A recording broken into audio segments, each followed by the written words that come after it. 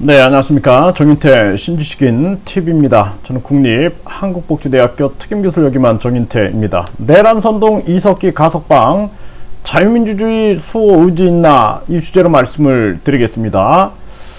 네, 이석기는 내란 선동으로 지금 복역을 하고 있는 그러한 중이죠. 네, 그런데 이제 가석방이 됐습니다. 네, 내란 선동 이석기 전 의원 오늘 가석방 해가지고 내란 선동죄로 8년 넘게 복역을 했어요. 자, 그런데 지금 이 가석방 허가는 법무부 장관의 권한이다, 이렇게 나오고 있고요. 그리고 이 내란 선동죄인데요. 자, 2013년 9월 내란 음모 및 내란 선동 혐의 등을 구속 기소됐고요. 네, 그 당시에 아로라는 혁명 조직 총책으로 130여 명과 모임을 갖고 전쟁 발발 시 유로 통신 시설 파괴 등 체제 전복을 꾀하는 내란을 모의했다는 혐의를 받았어요.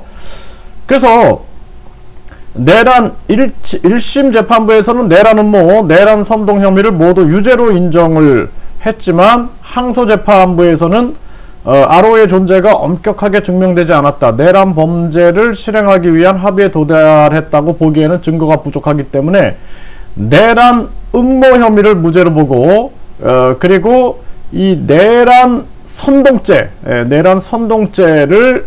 적용을 하게 된 거죠. 네. 네, 내란 선동 이석기 가석방 헌법 가치 논란 해서 채널A 기사가 나오고 있는데요. 자, 채널A 기사입니다. 여기 보면은 양승태 당시 대법원장, 전쟁 발발 시 남쪽 혁명을 책임져 한반도 전쟁에 가담해 미 제국주의와 싸워 이기자는 취지로 말했고, 이게 좀 이거 뭐 우리가 영상을 한번 봐야겠네요. 네. 감기 시작했다. 네, 한번 제가 영상을 준비해서 보도록 하겠습니다. 이석기 전 통합진보당 의원이 내일 가석방으로 풀려납니다. 내란 선동 혐의로 징역 9년형을 확정받고 복역해왔는데요. 만기 출소 1년 5개월을 앞둔 이번 성탄절 사면에 야당은 강하게 반발했습니다. 박건영 기자입니다. 이석기 전 통합진보당 의원은 지난 2015년 1월 내란 선동죄로 징역 9년형이 확정됐습니다. 그러한 전쟁 발발 시에 남쪽 혁명을 책임지는 자주 세력으로서 한반도 전쟁에 가담하여 미 제국주의와 싸워 이기자는 취지로 발언하였고. 네, 이게 진짜 기가 막힌 일이 아니지 않을 수 없습니다. 네, 한번 보겠습니다. 또 지난 20일 열린 법무부 가석방 심사위원회는 이석기 전 의원을 성탄절 가석방 대상으로 의결했습니다. 대전교도소에서 복역해온 이석기 전 의원은 만기 출소 1년 5개월을 앞두고 내일 오전 10시 대전교도소에서 풀려납니다. 여권 관계자는 이 전 의원 가족에게도 가석방 소식이 전해진 걸로 안다고 말했습니다. 이 전 의원은 지난 2013년 지하 혁명조직 아로의 총책으로 남한 공산주의 혁명을 도모했다는 혐의로 구속됐습니다. 조직원들과 통신, 유류시설 등 국가 기관시설 파괴를 모의한 혐의도 받았습니다. 1심 재판부는 내란 음모와 내란 선동, 국가보안법 위반 혐의를 모두 유죄로 판단해 징역 12년을 선고했습니다. 하지만 2심에선 내란 선동과 국가보안법 위반만 유죄로 인정했고 2015년 대법원에서 징역 9년형이 확정됐습니다. 이 전 의원의 재판이 진행되는 동안 통합진보당은 헌법재판소의 결정에 따라 강제 해산되기도 했습니다. 가석방은 형의 3분의 1 이상을 살면 해줄 수 있지만 유효침이 뚜렷해야 한다는 조건을 두고 있습니다. 국민의힘은 재판을 통해 대한민국의 위협이 되는 존재임이 드러난 이 전 의원이 거리를 활보하게 둔다는 것이라며 헌법 가치를 수호할 의지가 추후도 없음이 드러났다고 비판했습니다. 네, 이런 정황입니다. 네, 네, 국힘당은 헌법 수호 의지가 추호도 없다라고 이제 비판을 한 거죠.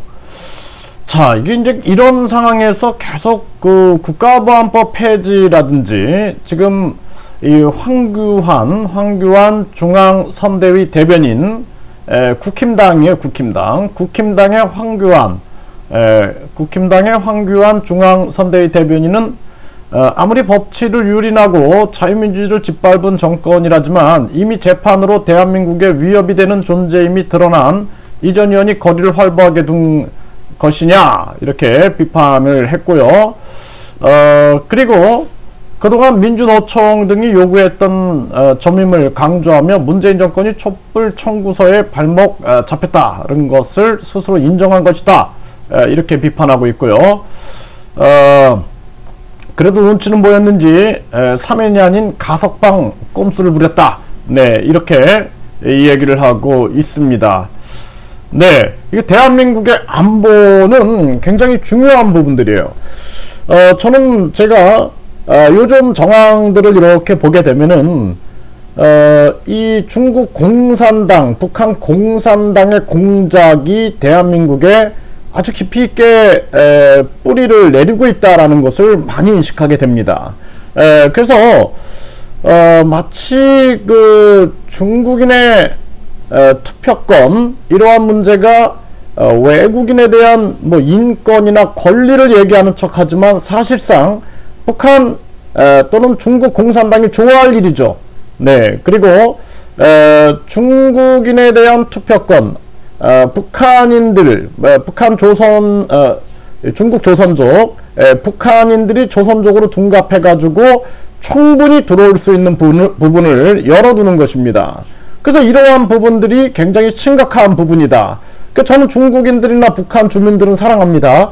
하지만 중국 공산당과 북한 공산당은 저는 아주 우리가 경계해야 할 제1호 대상이다 라고 보고 있는 것입니다. 그래서 중국인에 대한 투표권, 그리고 중국인이라는 그들이 조선족이다. 전 조선족은 사랑하지만 중국 공산당의 노릇을 한다. 그러면 그거는 용납할 수 없다라는 것입니다. 그래서 이 북한에서 조선족으로 탈바꿈해 가지고 국내로 들어와 가지고 다양한 정치 조직에 스며들어서 대한민국의 안보를 위협한다. 그렇다면은 그건 용납할 수 없는 부분이다라는 것이죠. 네. 그래서 이 베트남의 공산화, 아프간의 탈레반화, 이런 부분들, 중국 공산당이 홍콩을 민주주의를 짓밟는 모습, 또 대만의 민주주의를 위협하는 모습, 이런 걸 봤을 때 우리는 안보의식을 강력하게 확보해야 한다, 이런 부분을 말씀을 드리지 않을 수가 없습니다. 그렇기 때문에 지금 대선 전국에서 이석기가 석방하는 부분에 대해서는 대한민국의 안보적 위기다, 저는 그렇게 생각을 하고요.